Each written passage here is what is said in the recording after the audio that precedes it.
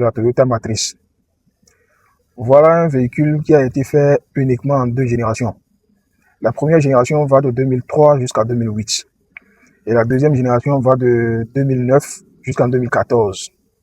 Au niveau de la première génération, c'est-à-dire de 2003 à 2008, vous allez constater que ça partage presque les mêmes éléments avec la Pontiac 2003 à 2008 également. Même carrosserie, même design intérieur, même moteur presque. Et sur ces années-là, la silhouette est un peu comme des crossovers, mi-berline, mi-SUV. Il y a le modèle InSRS qui est disponible en haute performance sur ces années-là, avec les moteurs de la Celica GTS, pour ceux qui maîtrisent la Celica. Un moteur qui déploie environ 180 chevaux. Consommation assez raisonnable, mais plus légèrement consommée en agglomération. Au niveau de la deuxième génération, de 2009 à 2014, le style est un peu plus dynamique.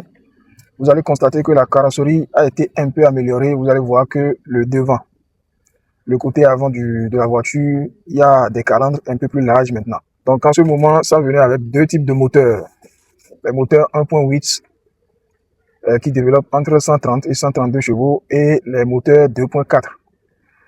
Les moteurs 1.8, ça maximisait l'économie de carburant. C'est entre 6,2 à peut-être 7 dans la réalité, mais sur les papiers, on va vous dire 6 litres au 100. Mais dans la réalité, c'est entre 6,2 et 7 litres au 100. Sur autoroute, bien sûr. Les 2.4 déploient dans les 158 chevaux, avec la version InSR et la version InSRS, qui offre une accélération plus franche. Vous allez constater que la consommation est légèrement plus élevée sur ces modèles-là. Vous irez jusqu'à 9 litres au 100.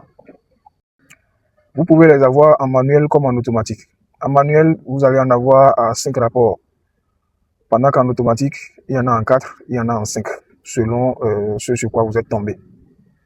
Rouage intégral, ça vient avec le All-Wheel Drive AWD, option très populaire, disponible sur les 2 générations pour affronter les conditions hivernales difficiles.